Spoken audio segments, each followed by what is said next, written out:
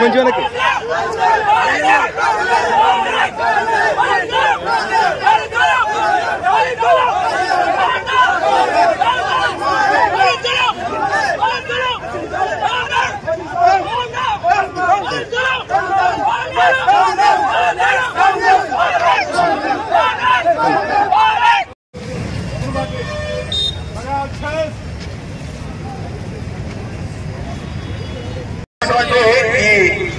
ధర్నా పార్టీకి ఎలాంటి పోలీసు వారి పర్మిషన్ లేదు కావున అక్కడ పోలీసులకు పర్మిషన్ లేదు, ఖాళీ చేయండి అని చెప్పేసి వాళ్ళని పంపించేయడానికి ట్రై చేస్తున్నారు అక్కడ ఉన్న లాండ్ పోలీసు.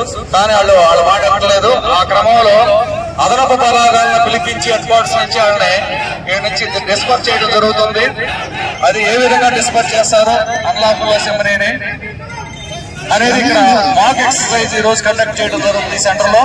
ఇది ఉద్దేశం ఏంటంటే రేపు ఎలక్షన్ కౌంటింగ్ అయిన తర్వాత జరిగేటువంటి అల్లర్లకి గొడవలకి ఎలాంటి అల్లరి మోకలు గొడవ చేసినా అలాంటి మోకలను ఏ విధంగా పోలీసు వారు వాళ్ళకి గుణపాఠం నేర్పించి వాళ్ళని చెదరగొడతారనేది, ఏ విధంగా రైట్ గేర్ ఉపయోగించి వాళ్ళని చెదరగొడతారనేది ఒక సన్నివేశాన్ని మీకు కూడా ఏర్పాటు చేయడం జరిగింది. గమనించండి. ఓకే.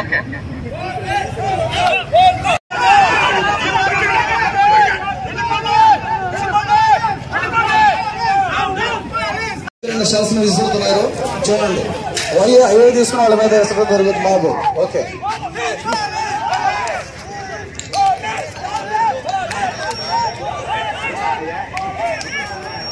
అయితే ఇప్పుడు షెల్స్ వేసారు కాబట్టి వెనకాలి, కొంచెం వెనకాలండి. ఓకే, వెనకాలి, మా వెనకాలి.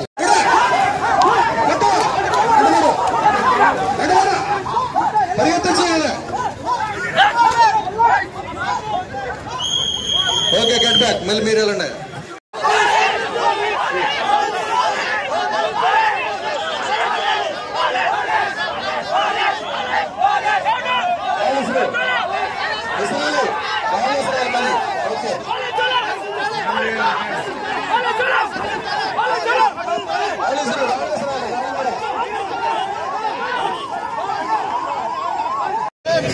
దేశాలు పడుతున్నారు చూడండి, వాళ్ళకి బాగా చేయండి.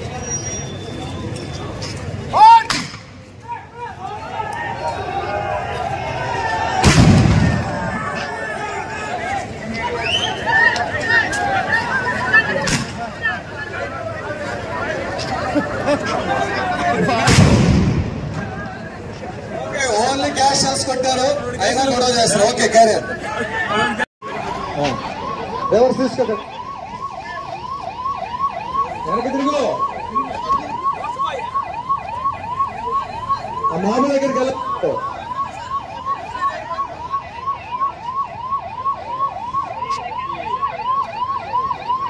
పార్టీ ఫస్ట్ వార్న్ చేస్తారు, తర్వాత లాఠీ చార్జ్ జరుగుతుంది, తర్వాత ఫైనల్ గా ఫైరింగ్ కూడా జరుగుతుంది. కాబట్టి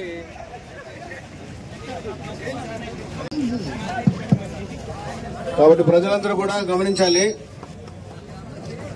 ఎవరు కూడా ఈ విధంగా గొడవలు జరుగుతుంది. ఎందుకంటే పొరపాటున మీరు గొడవలకి దిగినప్పుడు పోలీస్ యాక్షన్ లో ఫైరింగ్ కూడా ఫైనల్ గా చేస్తే ప్రాణాలు కోల్పోయే ప్రమాదం కూడా ఉంది. కాబట్టి ఎవరు కూడా ఇలాంటి గొడవలకు దిగుతండి. ఏ విధంగా చర్యలు పోలీసుల వారు మేము కఠినంగా చర్యలు తీసుకోవాల్సి వచ్చినప్పుడు ఫైరింగ్ చేయడానికి కూడా వెనకాడము. కాబట్టి మీరందరూ కూడా గమనించాలి. మీరు ధర్నా చేసినప్పుడు పోలీసు వారిని వాళ్ళ సూచనలు గమనించి మీరు అక్కడి నుంచి డిస్పర్స్ కావాలి. కాకపోతే ఫైనల్ గా ఏ విధంగా చర్యలు తీసుకుంటారనేది మీరు ప్రత్యక్షంగా ఇప్పుడు చూశారు. కాబట్టి దయచేసి మేమందరూ కూడా మేము కోరుతున్నాము, మీరు ఎవరు కూడా ఎలాంటి గొడవలు దిగద్దండి. మీ ప్రశాంతమైన వాతావరణంలో ప్రశాంతంగా మీ జీవనాన్ని గడపండి. ఇవన్నీ కూడా క్షణికావేశాలకు లోను కావద్దు. మీరు ఏ రకంగా ఎవరు రెచ్చగొట్టినా మీరు రెచ్చిపోవద్దు.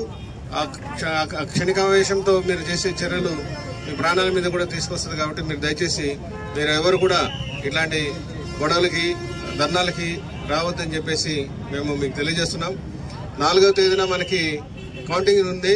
కౌంటింగ్ రోజున అందరు కూడా ఎవరు గెలిచినా ఎవరు ఓడినా ఎవరి ఇంటి దగ్గర వాళ్ళు ఉండాలి.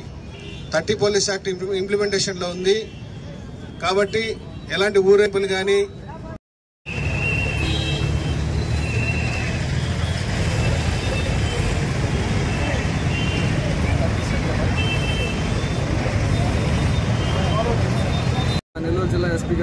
ఆదేశాల మేరకు ఇక్కడ మాబ్ ఆపరేషన్ మాక్ ఎక్సైజ్ అనేది ఒకటి కండక్ట్ చేయడం జరుగుతుంది.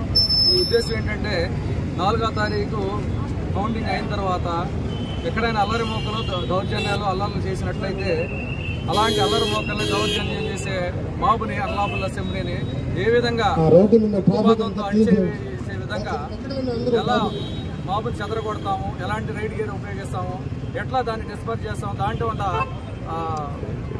లేయర్స్ ఎన్ని అనేది అందరికి తెలియడం కోసం ఇక్కడ ఈ మాక్ ఎక్సర్సైజ్ కండక్ట్ చేయడం జరిగింది. మొన్న నెల్లూరులో చేసాము, ఈరోజు ఇక్కడ చేసాము కావాల్లో. ఇది ఉద్దేశం ఏంటంటే ఎలాంటి అల్లరి మోకలకి ఎట్లా అనగదొక్కేస్తాము, ఏ విధంగా మాబులు డిస్పర్స్ చేస్తాము అనేది ఆ సీక్వెన్స్ వైజ్ ఫస్ట్ చెప్పేసి తక్కువ ఫోర్స్తోనే ఎక్కువ లాభం పొందే విధంగా మాబ్ ఆపరేషన్ ఉంటుంది. జనరల్గా చెబితే వెళ్ళిపోయే వాళ్ళ మీద ఎట్టి పరిస్థితుల్లో లాఠీ చార్జ్ చేయం. చెబితే వెళ్ళిపోయే వాళ్ళ మీద ఎలాంటి ఒత్తిడి ఉండదు, యాక్షన్ ఉండదు. ఎవరైతే మాబు హింసాత్మకంగా ఉంటుందో వాళ్ళ మీద గ్యాస్ వేస్తాము, తర్వాత లాఠీ చార్జ్ చేస్తాము.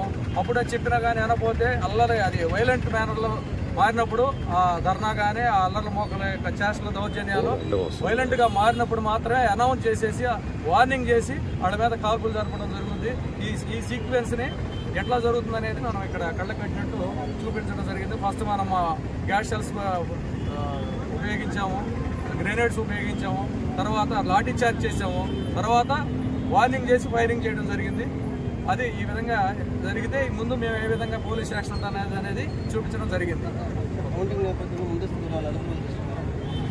ముందస్తుగా ఏదైతే పోలీసెస్ ఉన్నారో వాళ్ళందరూ బౌండ్ అవుట్ చేయడం జరిగింది. ఆ విధంగా వాళ్ళలో కూడా ఇంకా ఇలాంటి కార్యక్రమాలు చేయకుండా ఉంటా నిమిత్తం ఇలాంటి డిటరెన్స్ కోసం ఇలాంటి కార్యక్రమం